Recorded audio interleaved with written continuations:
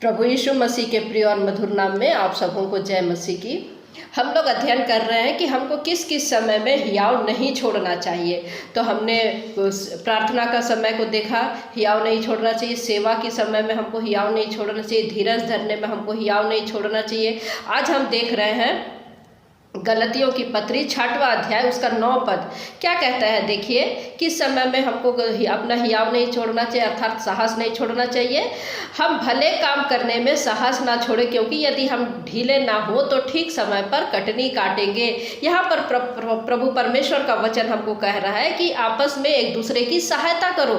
6वां अध्याय इसका शीर्षक यही है कि यदि कोई अपराध में पकड़ा भी जा रहा है तो आपको उसको संभालना है, हमको उसको मनाना, ताकि हमको एक दूसरे को संभालते हुए आत्मिकता में आगे रहना, उसको चौकसी करना है। एक दूसरे का भार उठाओ। इस प्रकार मसीह की व्यवस्था को पूरा करो। मसीह की व्यवस्था क्या है? एक दूसरे का भार उठाना, एक दूसरे की सहायता करना, एक दूसरे की मदद करना और एक दूसरे के साथ में प्रेम का प्रदर्शित करते हुए, यही मसीही विश्वासियों के लिए मसीह की व्यवस्था है।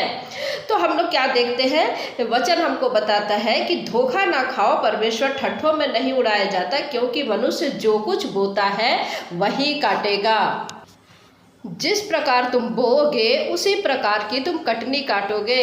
आज यदि तुम सांसारिक चीज़ों के लिए परमेश्वर से मांगोगे तो सांसारिक चीज़ें ही तुमको मिलेगी, लेकिन ये जो शारीरिक चीज़ें हैं नाशवान चीज़ें हैं, और जब आपकी मृत्यु हो जाएगी या हम जब मृत्यु को प्राप्त करेंगे तो ये सारी चीज़ें यहीं के यहीं रह जाएगी। तो अपने अनंत जीवन के लिए हमको अपने बीज को बोना है, या अपने जीवन में हमको वो बीज को बोए जिससे कटनी के समय हमको अनंत जीवन के रूप में हम पाए।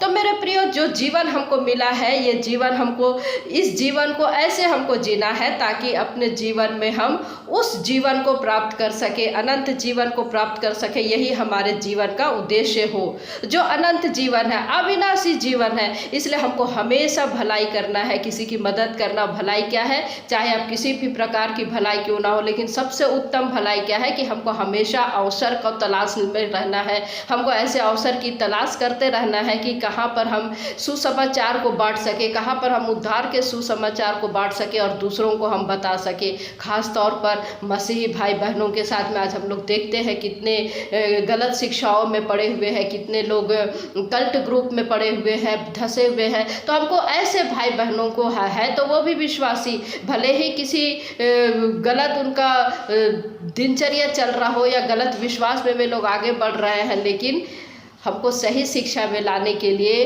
उनको भी संभालना जरूरी है, उनकी हमको सुधि लेना है। तो ऐसे समय में भले कार्य करने में हमको हियाव नहीं छोड़ना है।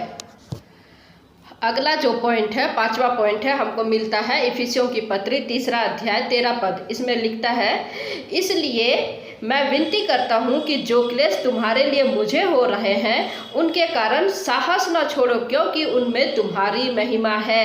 किसमें हमको साहस नहीं छोड़ना है, हिम्मत नहीं छोड़ना है? हमको विरोध के समय में हमको साहस नहीं छोड़ना है। हमको परमेश्वर के कार्य, जब हम लोग देखते हैं कि प्रभु यीशु मसीह ने किस प्रकार हमारे लिए दुख उठाया, और पौलुस क्या कह रहा है, मैं अन्य जातियों के लिए मसीह यीशु में तुम्हारा बंदी ठहरा हूँ। तो किस प्रकार से सुसमाचार सुनाने में, किस प्रकार से परमेश्वर के वचन को फैलाने में पौलुस ने जो मेहनत की है, पौलुस ने जो कष्ट सहे हैं, पौलुस ने जो जोखिम सहे हैं, वचन हमको बताता है कि उसके अनुसार हमको देखना है कि आज हम कितने दुख सहते हैं परमेश्वर के वचन के कार्य के लिए।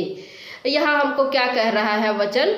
साहस ना छोड़े, किसी भी प्रकार के विरोध में हमको साहस नहीं छोड़ना है। क्यों? क्योंकि उसमें तुम्हारी महिमा है। यदि हम यहाँ इस पृथ्वी पर हम परमेश्वर पिता का अंगीकार करते हैं तो वहाँ प्रभु यीशु मसीह परमेश्वर के सामने में हमारा अंगीकार करेगा।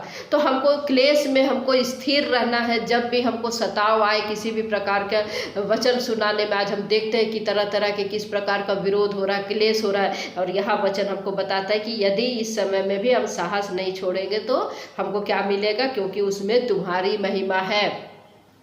6वां जो हमको मिलता है इब्रानियों की पत्री 12 अध्याय में हमको मिलता है। इब्रानी 12 का 5 में हमको मिलता है।